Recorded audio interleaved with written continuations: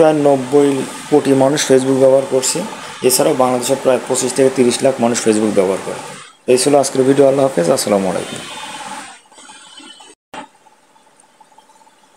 Hello viewers, আসসালামু আলাইকুম। আজকে আমরা শিখব কপিরাইট কাকে বলে। সো কপিরাইট হলো যে কোনো কিছু কপি করা, যে কোনো একটা কন্টেন্ট হতে পারে, সেটা যদি আমরা দেখে দেখে সেমভাবে করি সেটা হলো কপিরাইট। বা একজনের একটা অডিও, সেটা আমরা নিজেদের আইডিতে নিয়ে চালিয়ে দিলাম, সেটা কপিরাইট হতে পারে।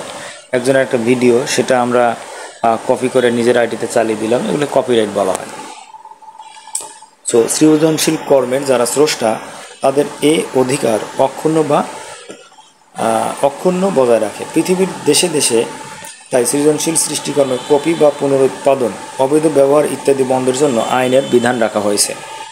যেহেতু এই আইন কপি বা পুনরুৎপাদনের অধিকার সংরক্ষণ নিয়ে তৈরি, তাই এটিকে কপিরাইট আইন বা সংক্ষেপে কপিরাইট বলা হয়।